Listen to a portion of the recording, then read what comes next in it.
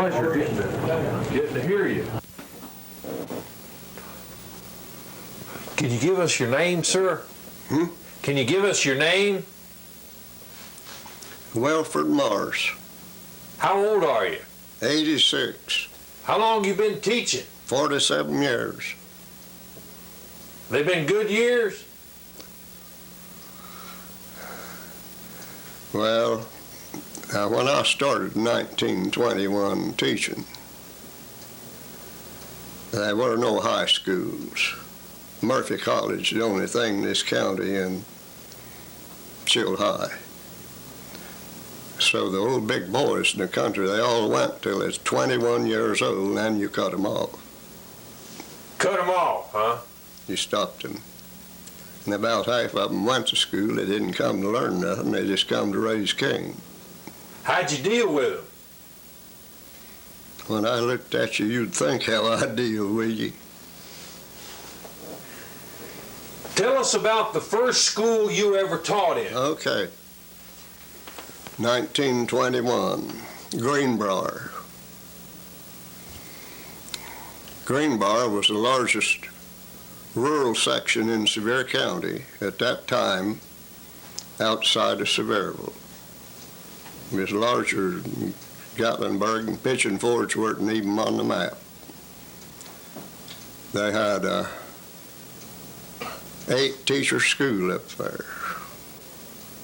That wasn't a one-room schoolhouse then. No, well, it was when I started teaching it. I had to teach in the church house. 1921, they had one big old schoolhouse and it had 2 rooms in it. I went up there to teach, and the first thing I had more students than could take care of. So there's just 2 churches up here. This church building over here in Birds Creek is still here. The missionary Baptist church, I don't know whether they moved it anywhere or not when the park took it or just tore it down, but they, Primitive Baptist, they tore it down and moved it over here right below Smoky Mountain Academy. What were some of the family names of the children? Well, there weren't too many. Started up at Porter's Flats. That's high up it was cleared. Porter's Flats is still a forest. It belonged to Champion Fiber Lumber Company or somebody back then. John Messer was the first family. And John was a pretty prominent man down in the settlement there where the bridges at, when you go up there and see all these bridges, they had a big long store on that side of the road. And the Missionary Baptist Church stood up on the hill. And they had one of the biggest stores in the county. If you wanted a suit of clothes, you go there to buy it. You wouldn't have to go to Knoxville. They carried nearly everything. Jim King and John Messer, they run that store until the park come in, bought it, and closed them all out. How many families were in that section about? Well, John Messer was first. I'll come down the river. John Messer. And the next one was Whaley's. And the next one were Ownby's. And the one down here about where the CC camp is at was Mays. And that about took care of that section. On the prong it run back toward the mountain, there's 2 big families in there. They were Davis Martins and Dave Flemons. Flemons and Martins lived in that branch. Then when you started at the store down here and started toward the Pinnacle, the first family was Whaley's. And the second family was Big West Whaley. Everybody knew him back then. And the next family were Kings. A lot of Kings up there. Were the children in a hurry to learn? Were they easy to teach? 47 years, I never had any hard to teach. They're all just like. No more difference in kids today than there was the day of King Hattentop of Egypt. The trouble is who's directing them and taking care of them. And we graduate teachers 4 years from these colleges. And they come out, and in about 10 days they run out of anything to teach. And the poor kids raise his heck from out on the schoolhouse. That's where their trouble's at. What did you teach? I taught everything from the first grade to the 12th. In every subject? Every subject. Did you know everything about all that? If you'd have been in school and I give you examination, you hadn't known it, you'd have found out right quick. What'd you use to help you? Were they hard to control? Never saw anybody hard to control. What about those big 21-year-old boys? They came in there to look at girls, didn't they? I seated the boys on one side of the house and the girls on the other. I didn't mix them up. Now, if they got bad, I just retched and got that and said, come up. I never got mad at a student in my life, but I could hit you like a Kentucky mule and you behave yourself. Did the daddies ever come in to get you? Wouldn't have done no good. This big fist, one lick, and I'd have put you to sleep. I didn't intend to teach school and be abused by no man. In 47 years, not a one ever come to see me. Not one? Not one. I went around and invested them all, and I told them that the little angels need to know something. And if they don't learn it in school, they won't ever know it. And when they get out here and can't get a job to do nothing, they make a crook, a bootlegger, a damn peddler of dope, and then they wind up in the penitentiary. Some fella don't kill them. How do the parents all glad to see you, huh, when you came by? Never taught a school but what they tried to get me to come back. How many schools did you teach? I taught 17 different communities. I wouldn't stay longer than 3 years in any one place. Why? I want to see a new place. I taught from here into Loudoun County. You never petitioned for a school either. They always welcomed him. Teaching school wasn't any trouble. What do you mean you never petitioned? Did you, what do you mean, never applied for a Never job? applied. How did you get all these jobs? I had more, never was a year that I wasn't offered more jobs than I could teach in 20. I never made an application. I looked them over, and a member of the board in the territory, I'd tell him, if you put me at your school, I'll come and teach it. That's all. If I was going to your school, how would the day start? What would we do? I'd read you a chapter in the Bible, the first thing. I started in 1921. And I got to teaching in high school. You know, and by that time they passed out little pamphlets. The teachers would bring them out, you know, used to read 3 or 4 or 7 or 8 verses. So some of the old big boys called my hand one day. They said, Mr. Morris, you're just supposed to read so many verses. Why do you read a chapter to us? I said, I'm trying to keep you rascals straight. What'd they say? They said nothing. You didn't talk back to me till you had permission. You didn't jump up and run around the schoolroom either. Could you laugh? You could laugh at something to laugh at, but you didn't laugh all day and not get your lesson. Could you look at a girl? Could you look at a girl? The girls was on one side of the room, and depending how much time you spent. If you spent time and got your lesson wrong, I got you. Bust me? Blessed you. Ask you about the Samson and Delilah story about the baseball bat. That's Loudon County. Loudon County. What does I told them the parents paid me what little salary I had. They furnish you a school. They feed you and clothe you and send you to school. They want you to learn a little. And if you don't learn a little, they wasted all their investment on you, and I wasted my time. You get busy. That always work? Worked 47 years.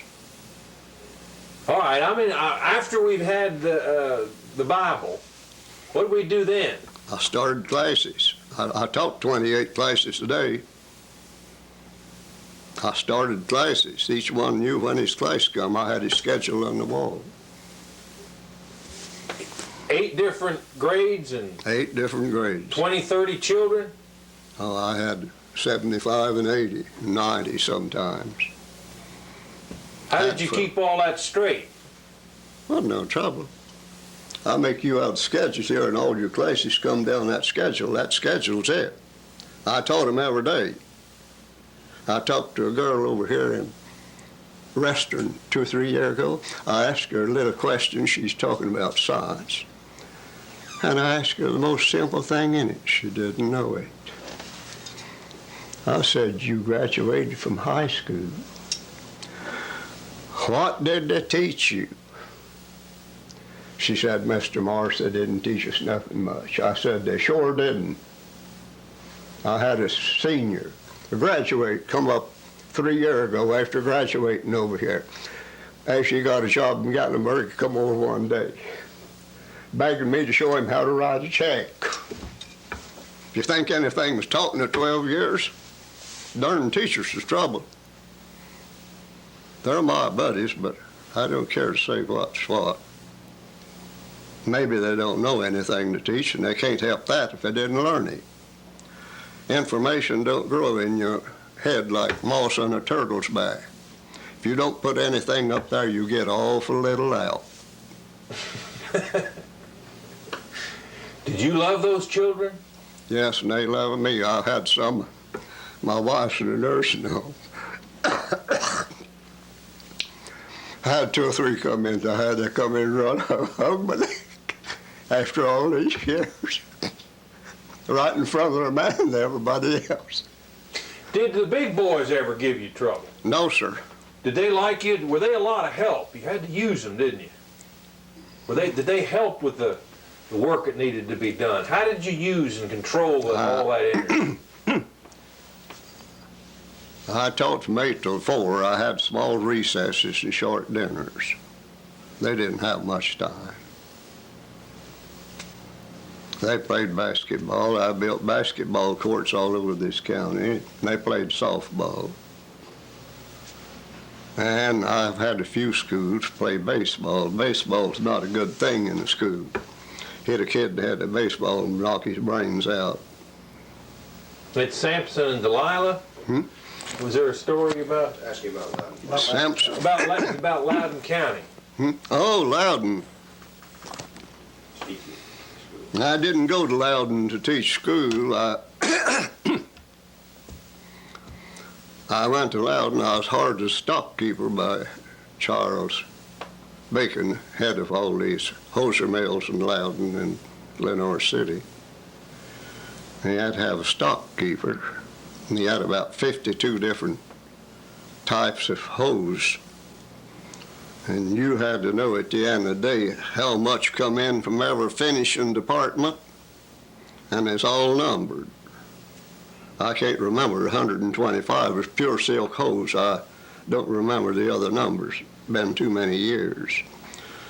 And they packed 3 in a box, men and women. And those boxes would come in, and each morning the fellas who had to fill the orders could walk.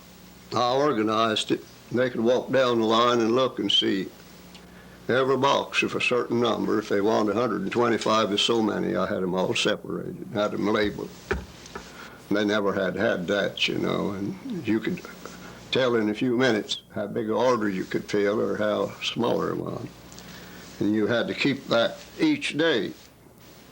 So I got that organized pretty good. Poor old feller one day sent some. I never would go up to office and bother him. He had all that horse and bill, all them people to look after my Lord. But he sent for me to come up and said, "You haven't been up for a while." I said, "No, I can't come up here and take your time." I had 200 girls under me working. I don't know how many more he had in the different branches, you know, bringing the supplies and these truckers and everything in. There's a big bunch. I went in, he looked at me. He asked me a goofy question. He said, "Are you afraid?" I said, "What difference does that make?" He said, "I got to have a principal out at Steaky. The big boys have cut the principal up and he's left Loudoun County." He said, "Can't get one." He said, "Not a principal in Loudoun County." That's 2 weeks after school started. There weren't many teachers back then, and 3/4 of them were men. And when I signed in with him, I'd put down I'd been teaching. He said, "I've seen you've been a teacher. You have to teach a while before you could be a principal back then. They wouldn't put you in principal till you taught a while." I said, "Yeah." He said, "Steaky cut the principal up. He's left." Knifed him? He left Loudoun County. I don't know whether he was a Loudoun County man or not. I never did know it, never did ask. And he said, "I'm going to hate to lose you." See, he had a 500-acre cattle farm, and he cut 4 acres off and let them build Steaky School. It was a new school. That had been built about 4 years when I went down there. Had a big glass top desk, never seen one in Sevier County. Had a big chair here, put your foot down and roll all over the room. They still don't have them in this county. I don't know whether they do or not. But they did in Loudoun County. And the schools were 8 months then, there were 5 up here. He said, "I'm going to take you out and make a teacher out of you." I said, "Okay, Mr. Bacon. If you say teach school, I'll teach school. If you say keep your stock here, I'll keep it. You say go out here and jump in the lake, I'll jump in it and swim it." He was a good man, fine feller. He built that hospital in Loudoun County and Gibbon Bacon's hospital. So he took me out. About all I remember about the other teachers is some lady about 25 years old. She was a very, very fine-looking person. And doggone, she's a graduate of the University of New York teaching down there. There I was, never seen a university, only passed it. Was that a tough school? Huh? Was that a tough school? Well, would you call a school a tough school where they cut the teachers up with their knives? Okay. I didn't think he was tough. What happened? What happened? I talked to him in 2 hours. I let my assistant teachers from New York take over. I guess, I don't know, I might spend a half day talking to him. I sat up there and looked him in the eyes and talked to the gentleman and told him. I don't remember anything. I said only the last sentence. I looked him in the eyes and I said, "Gentlemen, I want to tell you something. I'm the biggest coward you ever looked in the eyes of. I'll tell you something else. He'll kill you for a brave man will hit you. Don't forget it."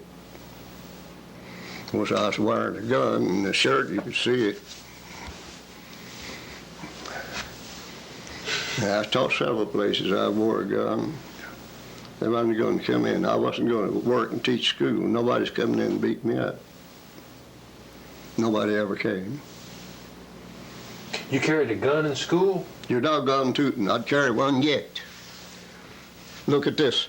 Teacher outside cut, summed up, walked in there and shot a half a dozen students. You'd have been there at the gun by the time he fired one shot. You could have shot him. I never did know when a fool was coming in. And if he come in and wanted to be shot, I stayed in shape to accommodate him. Let him complete his story, if you will, about the baseball bat. Okay, we're talking about the baseball bat. I went to the University of Tennessee. I wore 32 Colts, automatic. I stayed in the library every night till 10 o'clock. Somebody killed one of the students one night behind it. It's a 32 Colts, shot 11 shots. It's flat, you could wear it right here, and you never could see it. I stayed in the library. I wouldn't go over to the boarding house. I was in Forest Avenue, and I didn't want to be there. Doubt I had to. So they closed the library at 10 o'clock. 10 o'clock. The old librarian, there's a woman, she didn't have one person run off, and that's me. Me and her left. She locked the doors. I read 20 volumes of history of Napoleon Bonaparte while I was down there. Greatest warrior of the 18th century, 19th.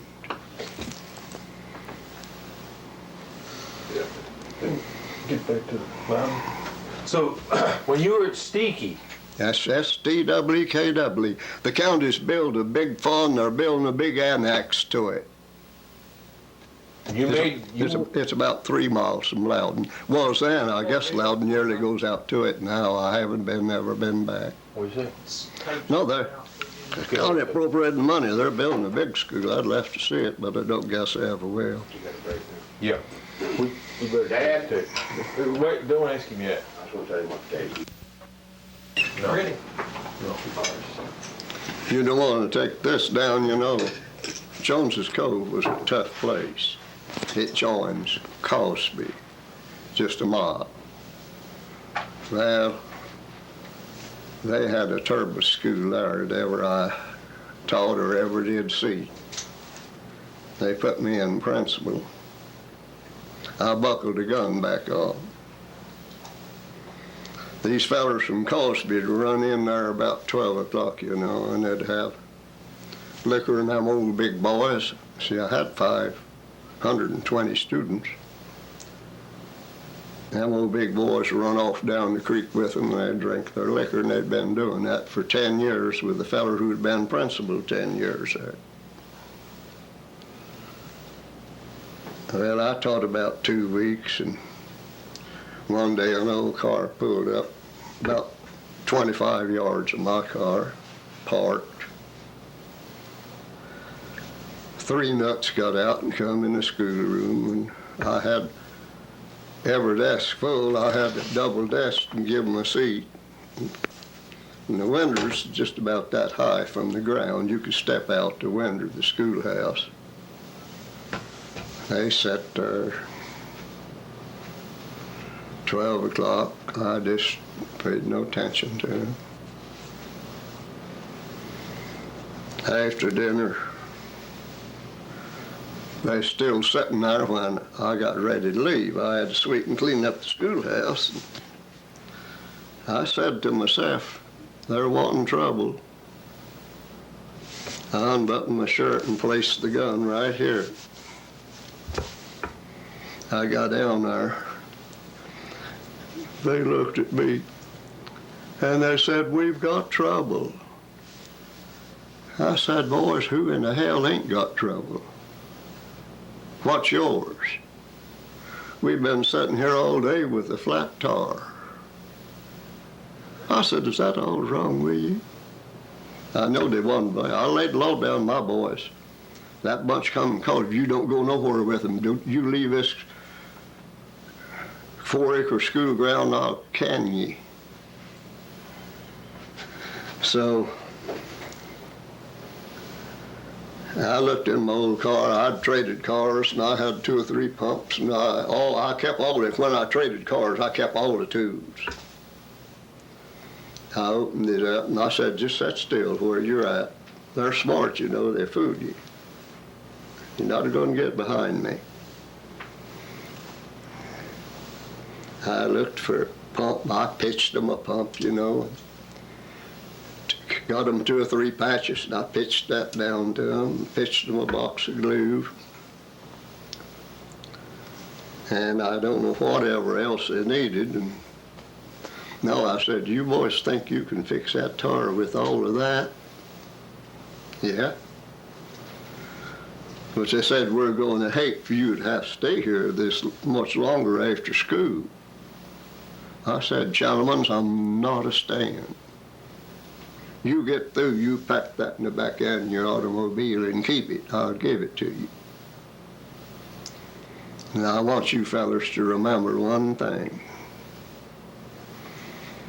I never want a man to be better than I can be to him. Nobody from Cosby ever come back the 2 years that I taught. Never wanted a man to be... Well, just a bunch of Cosby. They come to school, you know, and bring the liquor, and they're drinking, hooting, hauling around, act the food. That's what people do. Why didn't they give you any more trouble? Why didn't they give you any more trouble? They knowed better. I told them, I said, boys, I'm not going to put up with the fellas from Cosby. If you come here, you're going to have to do one thing. You come in and get in my register. And if you don't come in and get in my register, you're gone. And it's just that plain. Were the boys at Steaky tough? No, that was Jones's Cove. Steaky wasn't. Jones's Cove was the worst school it was in the county, and I took it over years ago. Let's go back and finish up that Steaky story. Oh, Steaky was fine. You got over there and you found out those boys were big enough to run a team? Oh, I made me 3 ball teams out of them. I was 20 years old, and some of them was 21.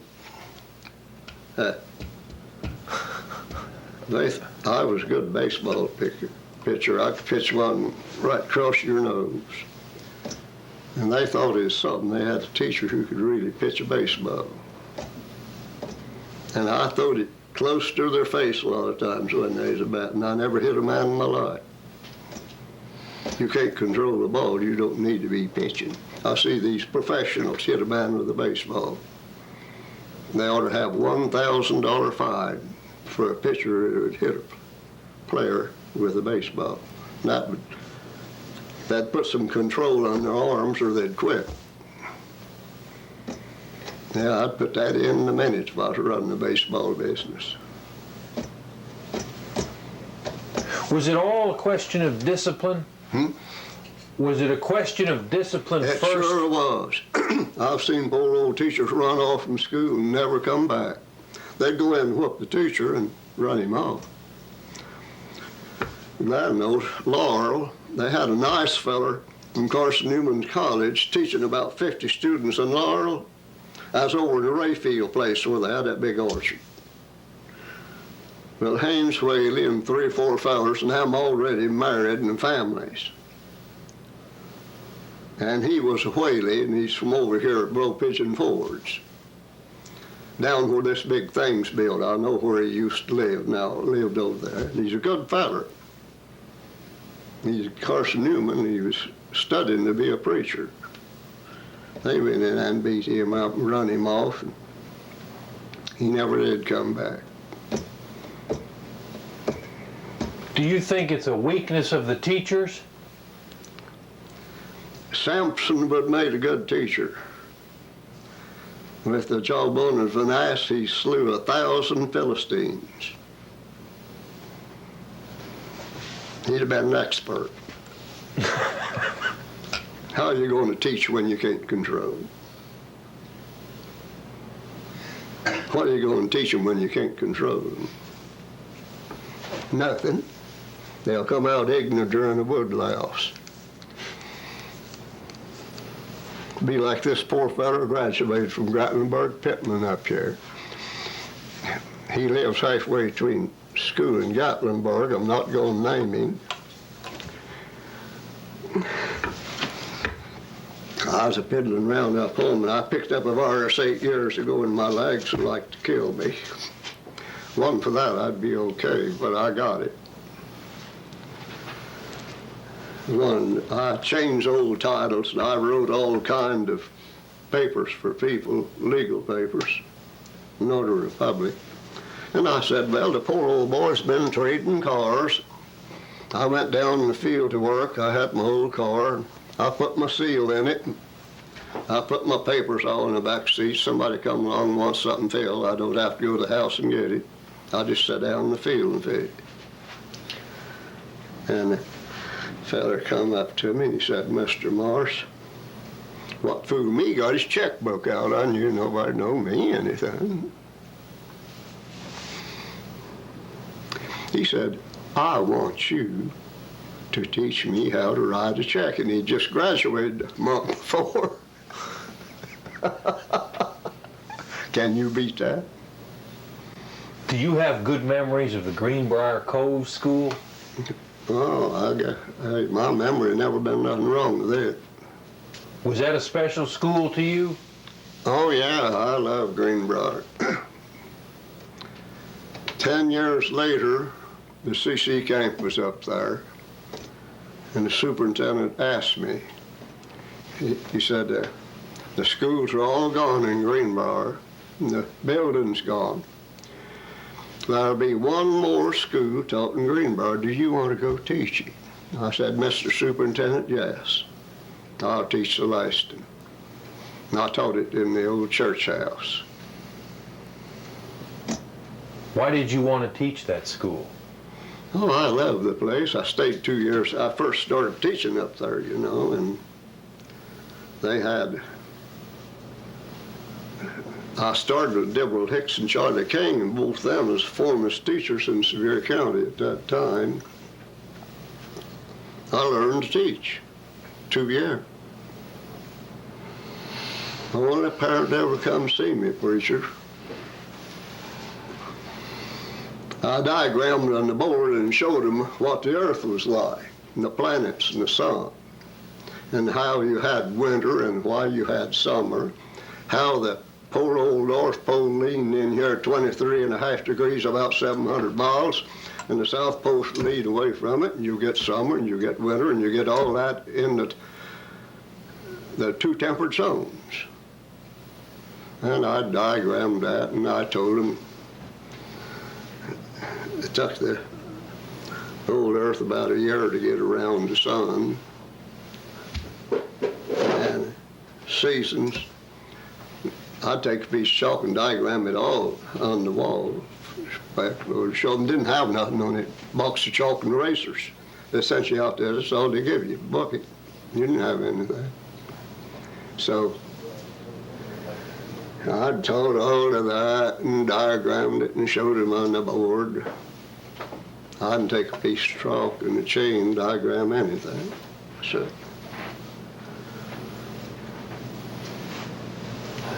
about 2 weeks after I'd been teaching geography, about 2 weeks, and 3 or 4 of the parents come in to see me. They said, Mr. Morris, you're the best teacher we've ever had up here. I just started to teach. You're teaching geography wrong. I looked at him, I said, listen, I may be teaching everything else wrong, may not just be geography. They said, now don't you know that the sun goes around the earth?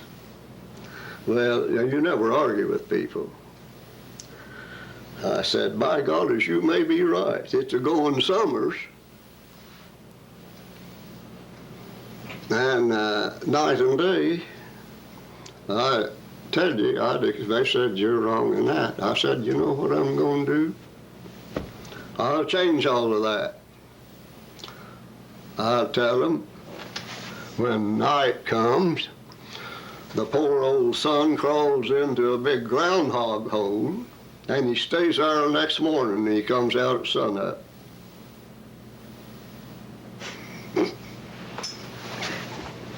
I said, won't take me long to change my teaching. What did they say to that? They didn't say nothing. They didn't know more about geography than that big old dog sitting out yonder. They'd never seen one, out to seen a kid playing around. None of them had never been in one. What'd you do? Huh? What did you do? I just told them anything that I could think of. I just told on. I didn't pay any attention to it. I satisfied them. Did you teach evolution? No. Evolution wasn't on the scene then. It came in down here at Dayton, Tennessee. If it had been, I could have proved to them right quick, I believe, that the human race was awful close kin to the monkeys, because I had about half of them in school. Why did you leave Greenbrier to go elsewhere? Oh, I got a job in Loudoun County. How that? I went down there to work in the hosiery mills, stockkeeper. I guess it'd been better if I'd stayed. How did the school board members function in each community? Is that who would hire you? No. Yeah, the school board is really the hires, the superintendent's the secretary, but you do all this work with the superintendent. He gives you the price and figures out how much you get and all this, that, and the other. But in these mountain communities, did the school board members, were they the fathers and the elders, did they really get in your hair? Oh, and way back when I was a boy, they elected one man from each district in Sevier County. My dad was a school member 16 years, and they had 5 big schools in this district. Preacher, the biggest school they had in this district when my dad was a member of the board was Copeland. It was a 2-room school. Laurel was a 1-room school. Fairview was, Turf Springs was a 1-room school. All the rest of the schools in the county were one, and in our district were 1 room. Copeland was the biggest school my dad had. And they voted, they'd vote him in. He wouldn't even run. They'd run him and vote him. He stayed 16 years. And you had a great old big register about that long. And they made the registers and reports out to him. I learned all that junk when I started teaching. I had it all up by heart. What kind of memories do you have of Copeland community? Did you teach up there? No, but I walked through it and going to Greenbrier. Where was it? Starts right down here at the river. Right over here at the river, Copeland. And it goes about 7.5 miles up under the Pinnacle. It's a big community. We had church, 2-room school, and they voted heavy. They voted for my dad. They wouldn't vote for nobody else in the world. What kind of people lived up there? What kind of, could you? Oh, they're just as good as they could be. The only thing was, they're like Noah when he come out of the ark. After Noah floated the deluge out and come out of the ark, you know what he done? He made him run of liquor and got drunker in the bar, pulled his clothes off, running around naked, and his boys had to grab a sheet and walk back and roll the old man up. The trouble with Copeland was they had a little too much liquor. They made too much liquor up there and bootlegged it, and they sold it. That didn't bother me. I knew every one of them. I never knew never heard that story about Noe. Huh. I must have been reading the wrong book. I had a preacher come into the nursing home here a while back, and he started asking me something. He's a pastor of a big church in Sevierville. My gosh, he's big enough to be pastor of 2 or 3. He's sure been eating well. Did you make enough money to survive teaching school, or did you also do some farming? I taught at $45 a month. Took me 20 years to get up to 75. Did you farm? Yes. I not only farm, I supervise all tobacco over half Sevier County. What did that entail? What'd you do? Where'd you sell it? How did that work? Supervise the farm, he said. Supervising backers went out and measured the crop for the farmers. Back then, you had to have it measured. They're selling it on pound now, and I don't understand why they didn't put it on pound to start with, but these government offices are not too smart anyway. They're allowed to send you out anything. You measured it. You measured You had to measure the tobacco. If he had acre of tobacco, and that's all he's allowed, you went out and measured it. If he had an acre and a half, you penalized him for a half acre of tobacco. When he sold his tobacco, they took the penalty out, 19 cents a pound on the surplus. If you had a half acre over, they figured out a half acre and took 19 cents a pound out. That's why they had it all supervised. Did you take it to Bristol as dry cured tobacco? How'd that work? Well, the far cured tobacco, this whole country used to be these hills cleared. They grew a far cured tobacco here. They had tobacco barns built, Fluesville did them, fired them. You filled your tobacco barns up. Of course, you had a system to regulate the temperature on it. But you had to run that temperature on that tobacco 7 days and 7 nights. You had a night crew and a day crew. They had to stay with it. You fired it. They built a big old tobacco barns and had flues built out of rock, plumb around them. You had the firing place back here. You had the chimney in the middle. And when you started firing that tobacco, you couldn't stop it. It stayed 7 days and 7 nights. When they cured it, it looked like cigar wrappers, just as yellow as gold. Hickory?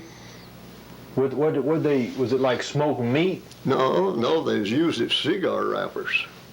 What they used to smoke the tobacco with? What kind of wood? They didn't smoke tobacco. They just fired the cured it. You had a big barn hanging full and had the flues built in it. You close the door and start back here. You can cure it in a little bit. Now this we've got takes a month to cure, you know, barley, hang it up in the barn. But the old farmers back then used the far cured tobacco. And they had to haul it from here to Roanoke, Virginia. They'd take a big yoke of oxen and team, had great big old wagons back then. And they'd get the tobacco all picked and pressed, haul it to Roanoke. Finally, a bunch of men got together and set up and built the first tobacco house at Greenville, Tennessee. Then they didn't have to haul it so far. Pretty sure all this country from up home, up on the mountains, one time were cleared.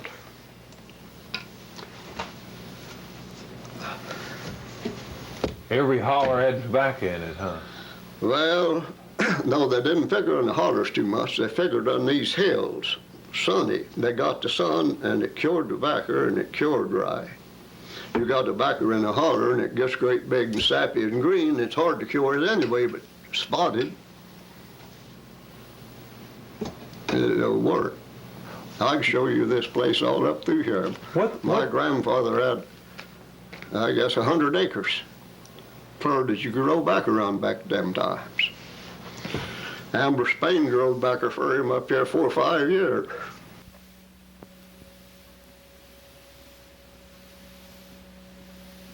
I said, no, my feet's too darn big. And after a while, here come a nice young fella out there, had 2 or 3, got this scissor tail coats on, you know, cutaways, white jackets. Great big tray up here and little glasses about that high and them full of liquor. He brought it by me. I said, holy cow. I just set mine back in. He said, take that, it'll pep you up. I said, the devil, I'm pepped too darn much now. I don't need it. You drink mine. Of course, the old president and his old woman both took one and drunk it.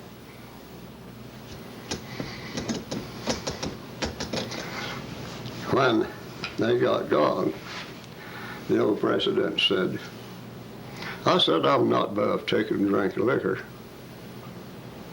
but I've never seen a smart drunk man. I've never seen one but was a fool.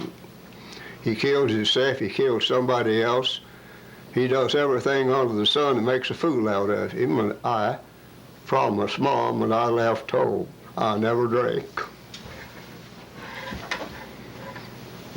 We said, good for you. You've met all kinds of people. Is there a spiritual quality about farmers' children? Are farmers holy men? No, I can't tell no difference. Just take a bunch of kids at 6 years old and they all just hit me alike. All of them.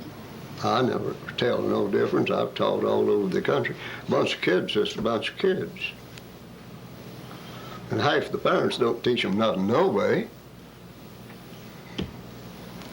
They're too darn lazy. When you go teaching, you got to go to work. You can't teach and sit in your can. I never sat down in the schoolhouse. Did the mountain people respect you? They begged me. Yeah, they thought more of me than anybody else. I never taught a place what they begged me to come back. Never. 20 years later, I had people begging me to come teach school. Some of my students had kids. Could we get you in our community? If we go to members of board, will you come if we make you put you up here? Said I'd like for our kids to learn something. And they said, we didn't know a thing when you come and taught us. I made all these years in Alcoa. I went to you. Is that why you teach? Yeah. Teaching's the biggest job on this earth. The greatest man ever lived was teacher, Christ. And he gave him some advice. He said, you, when he left his apostles, you read and study. Show yourself a workman that needeth not be ashamed. That covers a lot of ground. Show yourself.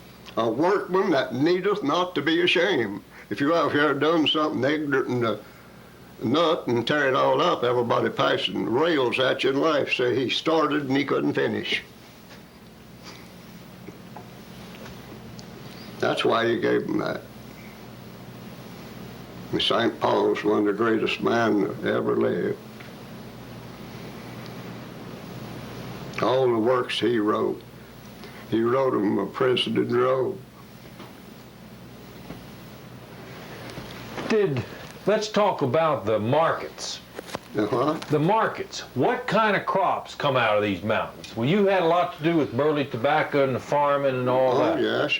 You have to get, back when the tobacco business started, you had to get a tobacco allotment from the government. And if the government didn't okay your allotment, you didn't have it. And if you didn't have the papers filled out right, the people in the office weren't going to take no time to correct them. They just throw them out the back door. And you didn't get it. No, I put 2,000, I guess I put out over 1,000 tobacco bases in this country. I put out 75 in Gatlinburg, and there wasn't but 5 over there that I started. You mean allotments? Yeah, and I had the 17th district full. There wasn't but 50 little. My dad and a few more people, was all the people here, was growing any tobacco. They had to come get the allotment from you to... No, I had to fill the papers and get it through the government office. I filled all the papers and signed their names. For all the farmers. Forgery. I fixed all the papers because I signed their names. If I wanted it to look different, I just signed it left-handed. I could write with both hands. Oh. That's how all these people's grandfathers and fathers got all their tobacco allotment. Absolutely. Absolutely. That's all the backers had. I put one on Dolly Parton's farm over here. They didn't have a thing to make in that farm sell. You can't hardly get an allotment now, can you? I don't know. I've been out of it. I supervised from 36 to 56, 20 years. I walked this county and mapped it. I got all these airplane maps in Sevierville. I made all of them for her and drew it all in on them. So I decided I'd better quit. I went over and got a job in a motel. I stayed there 10 years. What'd you do there? Well, the first year, the boss had been taking in about $18,000 a year. First year, I took in $21,000. I'd never been in a motel. I'd been in hotels, but I'd never been in a darn motel. I went up and looked at them and looked them over. 10 years later, I took in $83,000. Don't tell me you can't make money, one, but I was too old then. I'd spent my time. I was 60, getting up 65 years old, and it was too late. Webb Creek. What came out of Webb Creek? Come out of what? What was the crop that came out of Webb Creek? Webb's Creek? Well, all the crops they had here was, I growed up with this corn. A few of them growed wheat. Then there come a siege into this country that everybody growed beans. Yeah, you know, it run for about 20 years. Everybody growing beans. And they packed them in the market. You could grow beans as many as you could grow. Apples? There wasn't no allotments to the beans. Well, you could grow a bunch of beans, or you could grow string beans. This country, I've seen half a dozen wagon loads of beans going out of this country at one time. I growed a few and took them to Knoxville and go down there and sell them. You have been an awful successful, intelligent man. Why have you always been a teacher?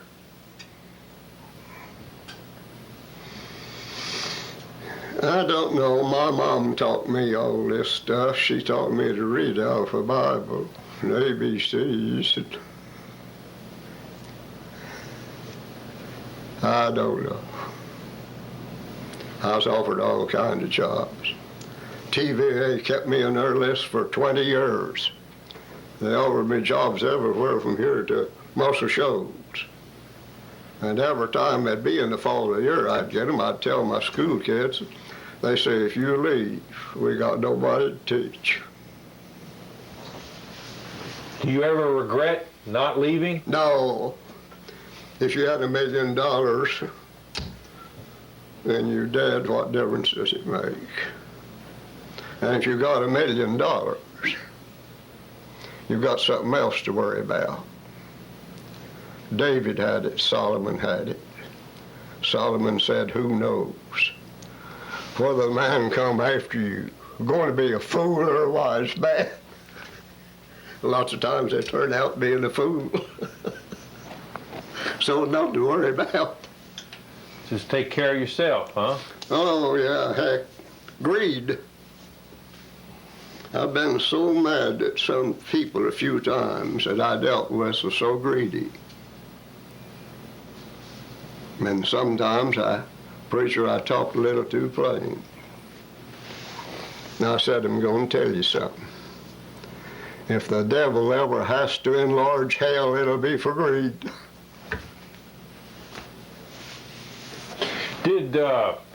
Back to Jones Cove. We talked a little about Greenbrier. Oh, back to Jones Cove at Humdinger is the worst place I ever taught.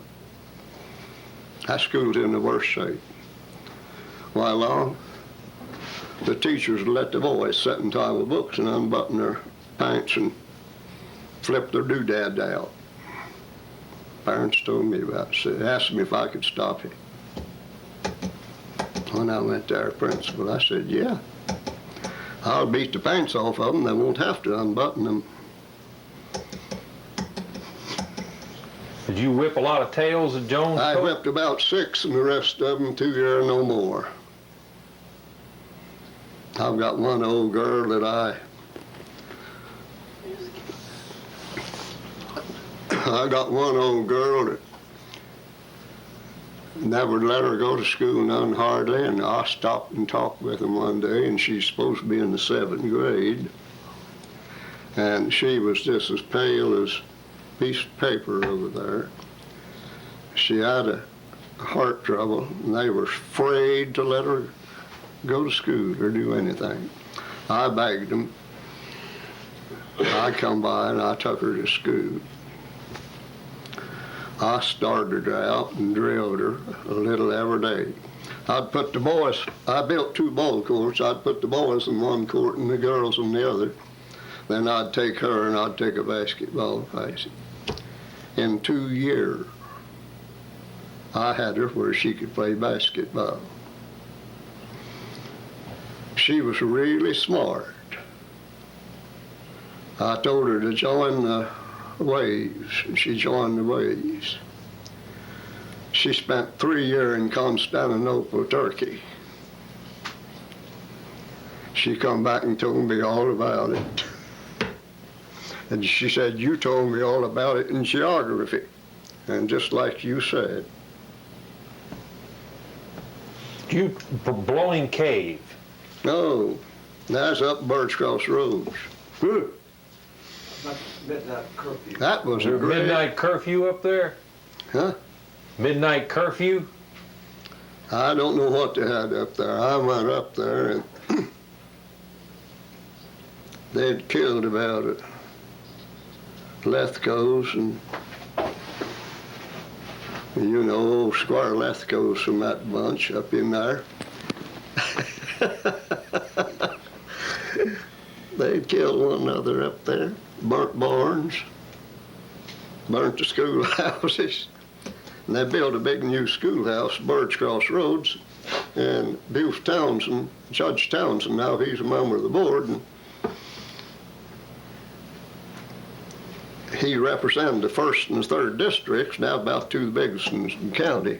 And he had an automobile agency in Sevierville, Plymouth Chrysler. Well, my dad hired him. He taught here from my dad with Leonard Husky. And Buford, I knew Buford.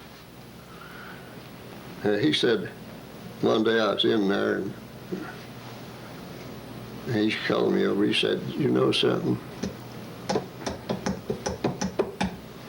I am going to make a fight and put you at a new schoolhouse. I said, where? Birds.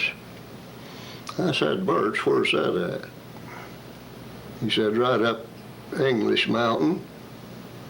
No, I said, if that's where it's at, I know.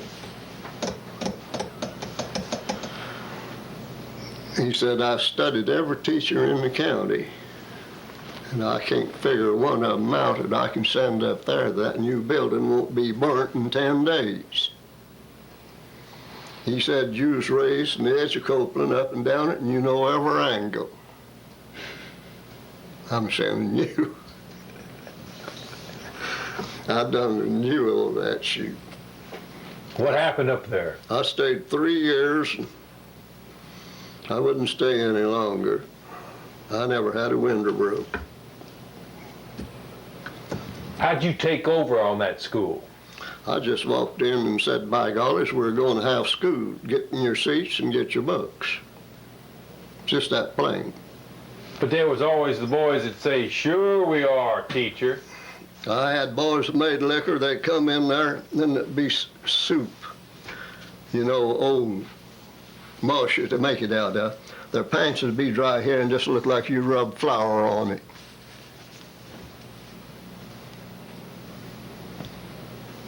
Didn't bother me. I'd never seen a basketball. I built a big basketball court. And the girls never hear tell of playing. So I made a basketball team out of them. I took some little old 6th, 7th grade girls. They'd never seen a basketball, didn't have no bad habits. I trained them and beat every high school in this county with them. I tried to game of Carson Newman College girls. I'd have beat them if I could have got over there, and they wouldn't play me because I was in the grades. Dr. McCown wanted me to play them so bad. Dr. McCown built McCown's hospital thing in Jefferson City. He's raised down here in Middle Creek above Suburban. For 3 years, I beat every high school in the country. Pittman won the championship, and they begged me to come play them. I come here and beat them that night. They'd done won East Tennessee. You know, when they go up there in the spring every year and play. Was it instilling pride in the children? Yeah, I taught them how to shoot. It ain't no time. You don't have to have no power to flip a basketball up to the goal. The question is, by gosh, how did you do it? And I ought to beat Carson Newman. That's the only thing. I tried my one to play them, and they wouldn't play me because I was down here in the grade. If I'd been in high school, they'd have played me. They told me. I wanted to play them bad. Well, tell us a few more stories about the kinds of conflicts and, you know, disruptions you'd have in classrooms. Disruption in the classroom, the only thing you got disrupting the classroom is sitting there and you can't do nothing. I never had no disruption in the classroom. They look at you and figure you out. Depends who you are. Long before I quit teaching, the member of the board of Blount County, I took a few students over there for the principal here, laid the law down to them, 3 bus drivers, and I said, don't you dare open a bus door till I tell you. Bus drivers didn't like me too well. One of the little angels tore up something on the bus, and I found it out. I busted his pants, and they wouldn't tell me. Sometime I'd find it out. I said, you've been acting a fool on the bus. Come up here. I just picked this out and lay on 5. I said, you come again, next time be 10. Why didn't the bus drivers like you? Oh, you know people. I don't know. I meant to have order in business. I didn't put up with the foolishness. They put up with it on the darn buses. You think I'd put up with that in schoolroom? Can I see that strap again?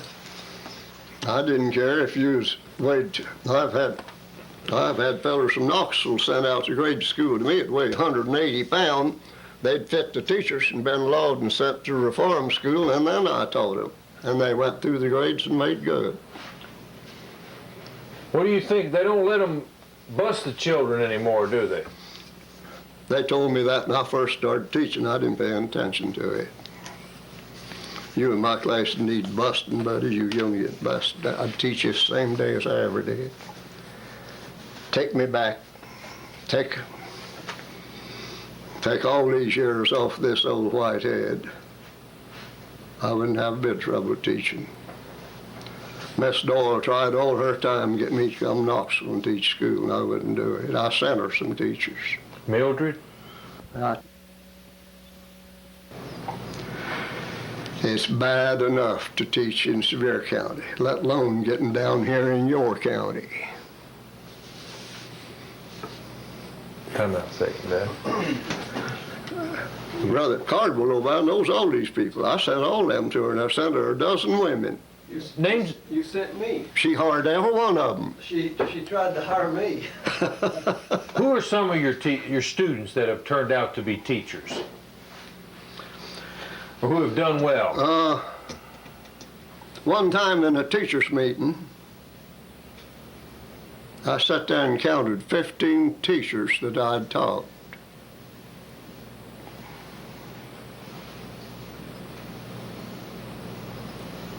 Not too many of them. Well, I got one fella I taught in school, sent to me out of reform school.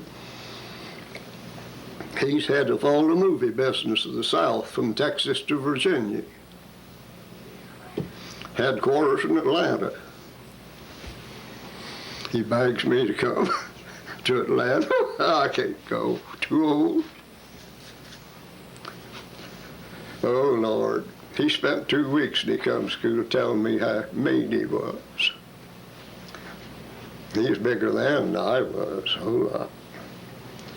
He'd tell me how mean he'd been, all this, that, and the other. He spent a whole dinner with me walking around. I just listened. I thought to myself, you ain't never seen nothing that you been on Cosby. I've seen it all. If you want to be a good school teacher back then, get raised up between Copeland and Cosby. You didn't need to go to UT and get no methods of teaching. You already had them. You knew all the tricks. I have orders. I don't care if you're through 10 universities. You can't teach a lick in the world. You're a born teacher. Christ was a born teacher. You got it or you haven't got it. They can't give you a thing they can give. Yeah. How Mr. Oh, yeah. And at 12 o'clock, he set his foot down and says, it's a Sabbath. Well, my wife lived up at, her people lived over here at Gatlinburg. Well, I was teaching up Birch Cross Roads. I'd took a big old Jersey cow with me. Feller had a pasture I knew. He sold out up here at the park and bought a farm over there. So I just took old Jersey with me rather than sell her. So, Mom, she wanted to go up to the people at Gatlinburg. I'd run her over there, but I'd have to come back to milk the old cow. So I'd come back, wait till Sunday to go get her.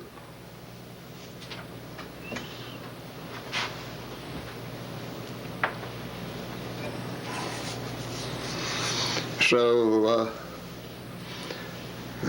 one night to come down, Hauck Fincham, biggest liver in there, and they's all wealthy. They'd bootlegged enough liquor, they had the money. You know, I can tell you, had the farms. And him and Uncle Rose Fincham come down. That's his daddy.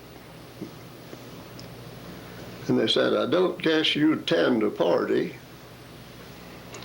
Uncle Rose said, we're having a party up at old Hauck's tonight. We want you to attend. Will you attend? I thought it meant, I said, by God, they can't have none like I've seen in Cosby and Copeland. I'll go.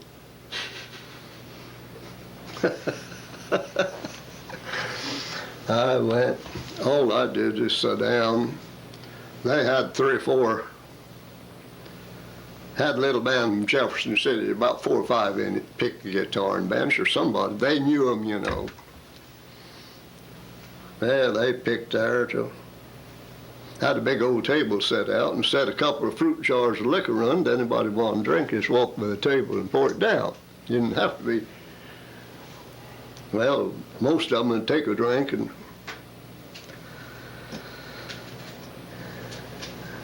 I sat there and midnight come, and Uncle Rose jumped straight up. He was the granddaddy of them all. He's a little man, but Lord, he was still farming like there wasn't nothing wrong with him. He said, stop. All the music stopped.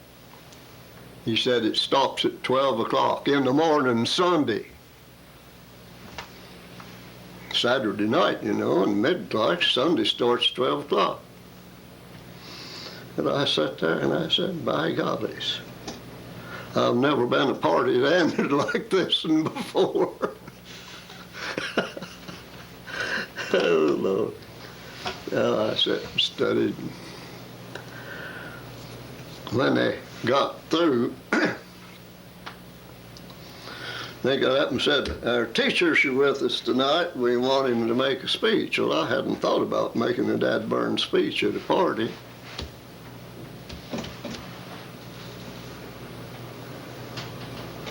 I thought to myself, what in the world? I talked around and around, and I was a big squirrel hunter in the woods full of stills. And they said, there's one thing we want to warn you about.